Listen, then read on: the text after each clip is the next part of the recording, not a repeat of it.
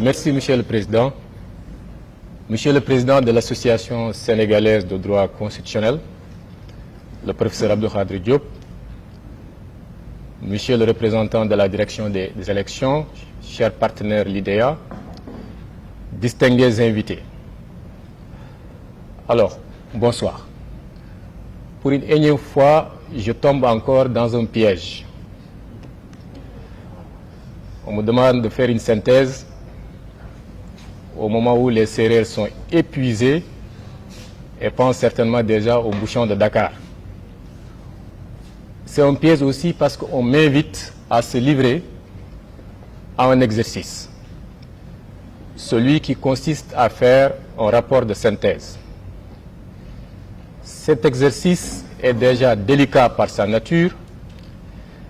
Il l'est davantage lorsqu'il doit être réalisé instantanément sur d'étincelantes idées émises par de rayonnantes personnalités. La qualité d'un débat défie toujours son rapporteur.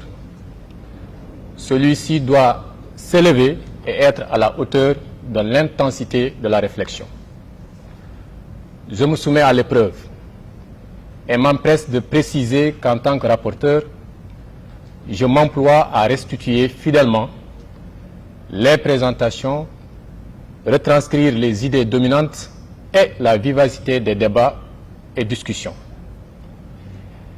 J'ai appris avec Jean-Claude Masclé qu'il existe deux types de rapporteurs. Le rapporteur très discipliné, qui se contente de consigner les idées et de faire de son rapport un pâle reflet des interventions. Et un autre type de rapporteur moins discipliné, qui ne se prive pas de la liberté de donner son opinion et d'apprécier ce qu'il a vu et entendu, sans altérer bien sûr la substance des débats. Je fais partie certainement de cette dernière catégorie de rapporteurs. La gravité de la thématique dicte ce choix et l'invite à dresser le bilan de l'élection présidentielle du 24 mars 2024 et à se projeter sur les réformes. Le Sénégal, depuis son indépendance, a organisé 12 élections présidentielles. Mais celle de mars 2024 n'est pas comme toutes les autres. Elle se distingue de celle-ci par des faits marquants et inédits, au chapitre desquels l'on peut citer une élection présidentielle à laquelle le président sortant n'a pas participé, le renouvellement des mandats de tous les membres de la Sénat par un décret du 3 novembre 2023, soit à quelques mois de l'élection présidentielle, les candidatures portées par les deux partis de l'opposition ayant plus de députés à l'Assemblée nationale ont été jugées irrecevables, une élection présidentielle avec 3 dates, le 25 février, la date initiale, qu'on peut appeler la date du peuple, le 24 mars, la date du président de la République, et le 31 mars, la date du Conseil constitutionnel fixée par sa décision du 6 mars. La découverte de l'inéligibilité d'une candidate après la publication de la liste définitive des candidats, l'interruption subite du processus électoral, la compression de la durée de la campagne électorale, l'adoption de la loi 04-2024 qui déroge aux dispositions de l'article 31. Le refus de l'administration électorale et la caisse de dépôt et de consignation à délivrer des fiches de parrainage à un candidat en détention préventive, le candidat de l'opposition qui gagne cette élection dès le premier tour avec 54% des voix. Tous ces faits sont inédits. Avec nos 12 élections présidentielles, c'est la première fois qu'on voit une élection rythmée par ces faits aussi inédits. En réalité, nous avons assisté à un véritable dérèglement électoral. Un processus électoral agité, malmené, riche en rebondissements, en frémissements, en turbulences électorales, avant de connaître un dénouement heureux. Une élection de cette nature revêt sans aucun doute un intérêt particulier qui justifie l'organisation d'une journée de réflexion irrélative. il s'agit d'ausculter le processus électoral sénégalais de 2024 pour pouvoir se fixer sur l'avenir.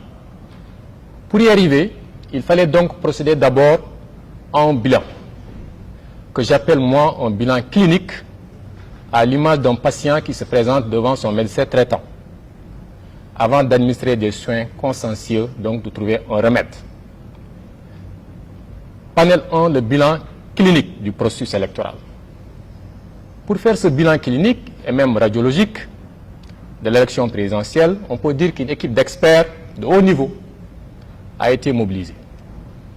Elle est composée du professeur Boubacar Ba, de Mouchi Alioune Tine, professeur Maurice Soudieck Dione, Biram Sen, avec la modération du doyen professeur Babacar Gueye, non moins facilitateur des assises sur la justice. Le bilan réalisé, comme tout bilan, a révélé de bonnes nouvelles, mais également de moins bonnes. Les bonnes nouvelles correspondent aux aspects rassurants. Les moins bonnes correspondent naturellement aux aspects inquiétants. Les aspects rassurants, c'est qu'il y a une résilience du système électoral sénégalais. L'élection présidentielle a eu lieu. La tenue de cette élection nous a évité l'inauguration d'une ère d'incertitude qui pourrait emporter une rupture constitutionnelle. Le peuple s'est librement choisi son président et les résultats ont reflété l'authenticité de la volonté populaire. Nous avons préservé la continuité de l'État. Le président de la République nouvellement élu a été installé dans ses fonctions avant l'expiration du mandat du président sortant. Si ce résultat a été obtenu, c'est grâce principalement à trois acteurs.